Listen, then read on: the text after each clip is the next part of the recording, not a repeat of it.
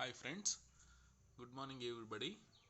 ఈరోజు మనం inspire Manak website నందు నామినేషన్స్ చేయడానికి ఎలాంటి ఐడియాస్ని తీసుకోవాలి, సో ఐడియాస్ ప్రతి సంవత్సరం నామినేషన్స్ చేయడానికి ఐడియాస్ ఎలా కావాలి, యాక్చువల్గా దానికి సంబంధించి ఒరిజినల్ ప్రాసెస్ ఏంటి తెలుసుకుందాం మొదటగా. సో మీరు అక్కడ స్క్రీన్ పైన చూస్తున్నారు, how to get innovative ideas from students for nomination. ఇది ఇన్స్పైర్ మానకు సంబంధించిన నేషనల్ ఇన్నోవేషన్ ఫౌండేషన్ ఢిల్లీ వారు ప్రజెంట్ చేసింది. ఒక్కసారి చూడండి. There are some innovative ways which we have discussed many times in many meetings, but still I am discussing when there. So పాఠశాల స్థాయిలో when schools were open, ఎలా we used idea competition conduct చేయాలి. So నిన్న చేసిన వీడియోలో నేను చెప్పాను ఎలా ఎంత నెంబర్ మనం ఎంటర్ చేయాలి. మోర్ దెన్ 10, 15, 20 అలా ఎంటర్ చేయాలి. 5 మంది నామినేషన్స్ అంటే 5, 3 మంది నామినేషన్స్ అయితే 3. నామినేషన్ ప్రాసెస్లో ముందుగా చాలామంది అలా ఎంటర్ చేస్తున్నారు. How many students are participated in idea competition అంటే ముందుగా మనం అని ఎంటర్ చేయాలి. సో ఐడియా కాంపిటీషన్లో ఎలాంటి ఐడియాస్ని తీసుకోవాలి అని వాళ్ళు చెప్తున్నారు. సో స్టూడెంట్స్ ఒకవేళ పాఠశాలలో కనుక 20 నుంచి 30 మంది లేదా 40 మంది 50 మంది పార్టిసిపేట్ చేస్తే దాంట్లో ఎలాంటి వాటిని మనం సెలెక్ట్ చేసుకోవాలి. ద బెస్ట్ 5ని మనం నామినేట్ చేస్తాం. సో ఆ బెస్ట్ 5ని ఎలా సెలెక్ట్ చేసుకోవాలి అనేది చాలా ఇంపార్టెంట్. సో ఇది మనకి ఎన్ఐఎఫ్ వాళ్ళు ప్రజెంట్ చేస్తున్నది. సో ఫస్ట్ మనం చూడాల్సింది ఏంటంటే originality of the idea. So ఈ ఐడియాస్ని గూగుల్ నుంచి కానీ మరెక్కడి నుంచి కానీ తీసుకోకూడదు. ఆల్రెడీ సస్టైన్ అయిన ప్రాజెక్ట్స్ని చూపించకూడదు. విండ్ మిల్స్, తర్వాత టైడల్ ఎనర్జీ, ఇలాంటివి ఆల్రెడీ ఉన్న వాటిని, సోలార్ ఎనర్జీ, ఇలాంటి వాటిని తీసుకొచ్చి చాలా ప్రాజెక్ట్స్ రిపీటెడ్గా వస్తున్నాయి, వచ్చిన ప్రాజెక్ట్సే వస్తున్నాయి, అలాంటివి పెట్టకూడదు అని వాళ్ళు క్లియర్గా చెప్పడం జరిగింది. సో మరి ఎలాంటి ప్రాజెక్ట్స్ తీసుకోవాలి, వాళ్ళు ఎలాంటి ప్రాజెక్ట్స్ని సెలెక్ట్ చేసుకుంటారు చూడండి. మీరు స్క్రీన్ పైన చూస్తున్నారు, నేషనల్ లెవెల్లో ది బెస్ట్ సెలెక్ట్ అయిన 30లో అదొక project, automatic light intensity adjustment system for study. చూడండి, లైట్ ఇంటెన్సిటీని అడ్జస్ట్ చేసుకోవడానికి ఒక స్టూడెంట్ చేసిన ప్రాజెక్ట్. అది నేషనల్ లెవెల్లో ది బెస్ట్గా సెలెక్ట్ అయిన ప్రాజెక్ట్. సో ఇలాంటివి, ఇది ఒక ఇన్నోవేటివ్ ఐడియా, మార్కెట్లో ఎక్కడ ఎగ్జిస్టింగ్లో ఉండదు. సో ఇలాంటి వాటిని మనం తీసుకోవాలి. సో ఇలాంటివి ఇంకొన్ని చూద్దాం మనం. వాళ్ళు గత సంవత్సరం నేషనల్లో ది బెస్ట్గా సెలెక్ట్ చేసిన కొన్ని ఐడియాస్ని, సో ఎలాంటి ఐడియాస్ ఉండాలి అన్నది ఒక ఎగ్జాంపుల్ కోసం వాళ్ళు చూపిస్తున్నారు. ఇక్కడ చూడండి. సో ఏదన్నా తీసుకొని వెళ్ళేటప్పుడు డోర్ క్లోజ్ అవుతుంది, దాన్ని ఎలా ఓపెన్ చేయాలి. Proximity alert system in non transparent doors. So వెనక డోర్ మనం ఓపెన్ చేసినప్పుడు వెనకలు ఎవరైనా ఉంటే వాళ్ళకి తగలకుండా దానికి సంబంధించి ప్రాక్సిమిటీ దగ్గరలో ఎవరున్నారు. ఇంకొకటి చూడండి, saving water through usage monitor. So ఎన్ని నీళ్ళు వాడుతున్నాం అనేది అక్కడ మానిటర్లో మనకు డిస్ప్లే అవుతూ ఉంటుంది. దాన్ని బట్టి మనం ఎంత వాడుతున్నాం అనేది మనకు ఐడియా వస్తుంది. So saving water through usage monitor డిస్ప్లేలో ఉంది. సో తర్వాత అలానే చూడండి, safety cap opener of LPG cylinder. So సిలిండర్కి సంబంధించి క్యాప్ ఓపెనర్, ఇది కూడా నేషనల్లో ది బెస్ట్గా సెలెక్ట్ అయింది. భారీ స్థాయిలో మనం ప్రాజెక్ట్ పెట్టాల్సిన అవసరం లేదు. సో ఇది అండమాన్ నికోబార్ వాళ్ళు చేశారు, safety cap opener of LPG. చూడండి ఎంత సింపుల్గా ఉందో, చిన్న కటింగ్ ప్లేయర్ లాంటి పరికరం అది. సో ఇది చూడండి, hand driven waste picking and dumping cart. So మనం చూస్తుంటాము గార్బేజ్ని కానీ డస్ట్ని కానీ మన ఏరియాలో చెత్తని కానీ తీసేవాళ్ళు స్కావెంజర్స్ చేతులతో చాలా గలీజ్గా తీసి పడేస్తుంటారు. అలా చేయితో పట్టుకోకుండా గార్బేజ్ని, వేస్ట్ని పిక్ చేసుకుని మళ్ళీ దాన్ని పడేయడం. Walker with adjustable legs. So walker మామూలుగా మనకి అడ్జస్ట్ అవ్వదు. సో మెట్ల దగ్గర ఎక్కడం కానీ అలాంటి చోట్ల చాలా ఇబ్బందిగా ఉంటుంది. ఎత్తుపల్లాలు ఉన్నప్పుడు లేదా స్టెప్స్ ఉన్నప్పుడు ప్రాబ్లం ఉంటుంది. దాన్ని ఓవర్కమ్ చేయడం కోసం walker with adjustable legs. So చాలా సింపుల్. ఆల్రెడీ వాకర్ అనేది ఎగ్జిస్టబుల్, దానికి మాడిఫికేషన్ తీసుకొచ్చారు. ఐడియా ఇన్నోవేటివ్ అంటే ఉన్నదాన్ని కొత్త ఐడియా అన్నా తీసుకురావాలి, లేదా ఉన్నదాన్ని మాడిఫై చేయాలి, లేదా బెటర్మెంట్ వేలో తీసుకెళ్ళాలి. Foot operated door opening mechanism. So మనకి తెలుసుంటుంది హోటల్స్లో కానీ ఎక్కడైనా కానీ మనం ఏదైనా లగేజ్ తీసుకెళ్తే చేత్తో అప్పుడు చేతిలో మనకు లగేజ్ ఉంటుంది, మెటీరియల్ ఉంటుంది, డోర్ ఓపెన్ చేయడం కష్టం, లేదా కింద పెట్టాలి, తీయాలి, మళ్ళీ డోర్ క్లోజ్ అయిపోతుంది, దాన్ని తీసుకెళ్ళడం కష్టం. కాబట్టి foot operated door opening mechanism. So అవసరమైన చోట ఎక్కడ మనకు అలాంటి అవసరం ఉంటుందో అలాంటి చోట అలాంటి డోర్స్ని హోటల్స్ దగ్గర కావచ్చు, ఎక్కడ అలా అవసరమైతే అక్కడ అలాంటి డోర్స్ని మనం అరేంజ్ చేసుకోవచ్చు. చూడండి, చాలా simplified ideas. So but native ideas, original ideas. So they will give importance, NIF gives importance. So ఏ ఏరియాస్లో చేయాలని కూడా వాళ్ళు చెప్తున్నారు. డిజబిలిటీకి సంబంధించి కానీ, ఓల్డ్ ఏజ్ రిలేటెడ్ కానీ, ఎన్విరాన్మెంటల్ రిలేటెడ్ కానీ, ఎనర్జీ రిలేటెడ్ కానీ, హెల్త్ అండ్ హైజీన్, శానిటైజేషను, అగ్రికల్చర్లో కావచ్చు, ప్రాబ్లమ్స్ ఆఫ్ పూర్ కావచ్చు. సో ఇలాంటివి ఏ ఏరియాలో అయినా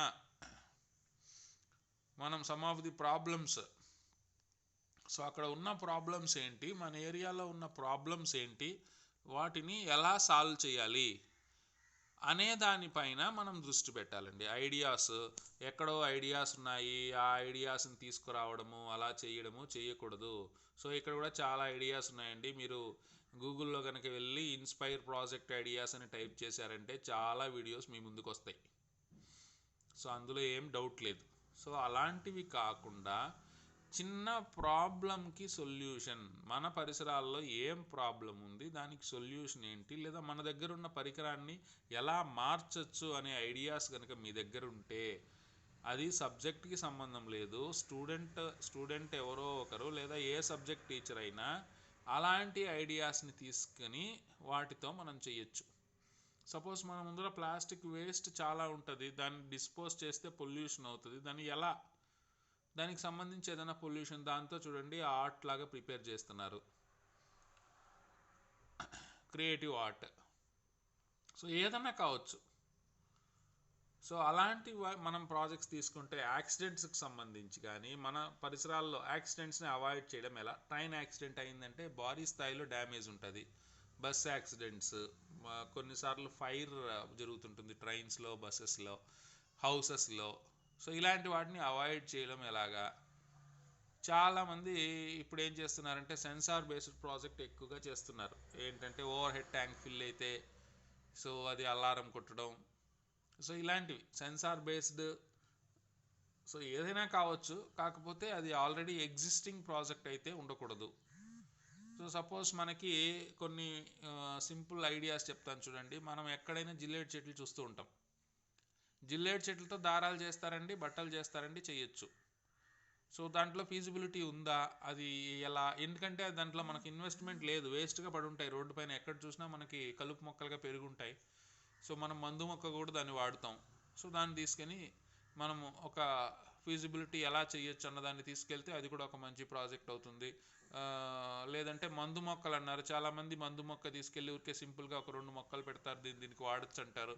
యాక్చువల్గా మందు మొక్కలు ప్రాజెక్ట్ చేయాల్సి అంటే, సపోజ్ ఏదన్నా ఒక మందు మొక్క జ్వరానికి వాడుతారు అని మనం చెప్తున్నాం అనుకోండి, దాంట్లో ఏం కెమికల్ ఉంది, ఎందువల్ల అది ఎలా పనిచేస్తుంది, సో ఎందువల్ల జ్వరం మనకు తగ్గుతుంది. So when compare with English medicine, so పారాసెటమాల్తో ఎలా అది హోమోలాగస్గా పనిచేస్తుంది. సో ఇలాంటి కంపారిటివ్ స్టడీలో మనం రీసెర్చ్ బేస్డ్ లాగా కూడా అది ప్రాజెక్ట్, వర్కింగ్ మోడల్ ప్రాజెక్ట్ లాగా తీసుకురావచ్చు.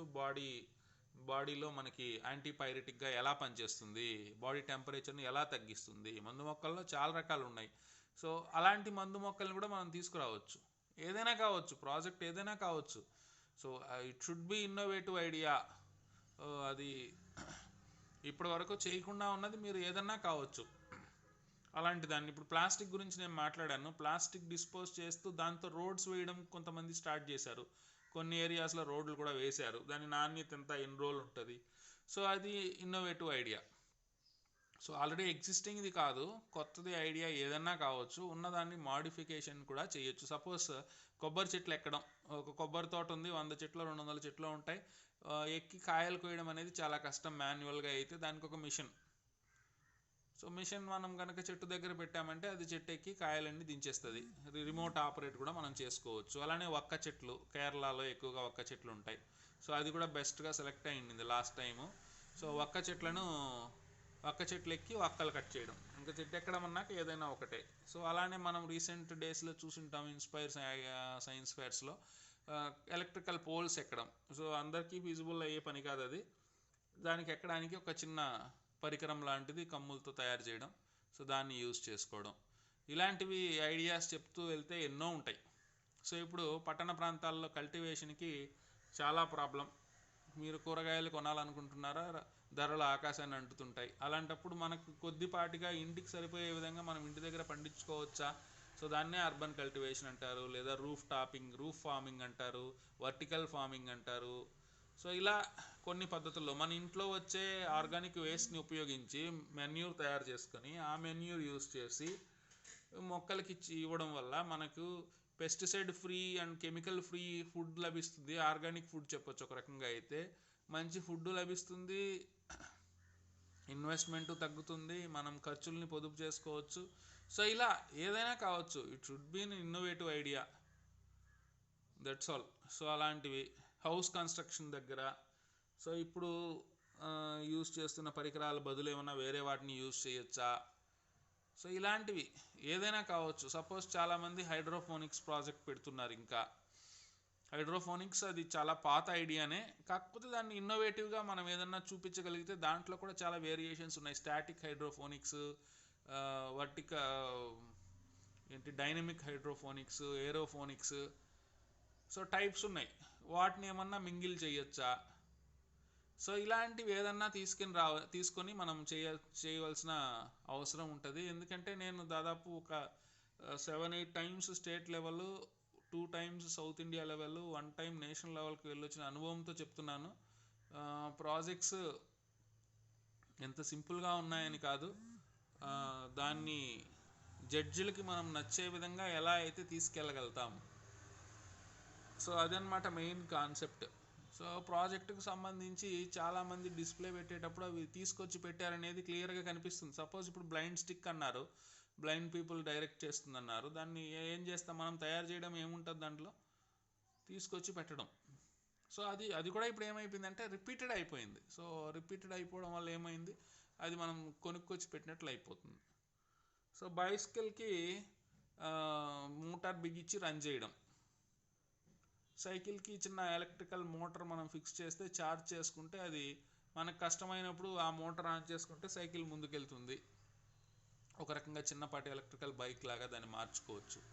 సో చాలామంది చాలా ప్రాజెక్ట్స్ని తయారు చేసి అమ్మే సంస్థలే చాలా వరకు తయారయ్యాయి. ఎందుకంటే ప్రాజెక్ట్ కాస్ట్ గవర్నమెంట్ పెంచేసరికి 10,000 రూపాయలు ఒక ఐడియాని డెవలప్ చేయడం కొరకు. సో మీకు అందరికీ తెలిసే ఉంటుంది, మానక్ అంటేనే million minds. So million minds అగ్యుమెంటేషన్.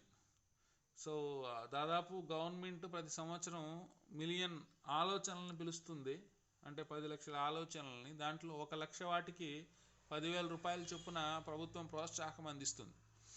శాస్త్రవేత్తలని మనం ప్రోత్సహించాలి, కొత్త ఐడియాస్ని ప్రోత్సహించాలి. సో వాటి కోసమని. సో ఆ 10,000 రూపాయలు అయ్యేసరికి అమ్మే వాళ్ళు కూడా ప్రాజెక్ట్ కాస్ట్ పెంచారు. అదేదో మనం చేసుకుంటే తక్కువ డబ్బులతోనే ప్రాజెక్ట్ని నీట్గా పిల్లవాడు డెవలప్ అయినట్లుంటుంది.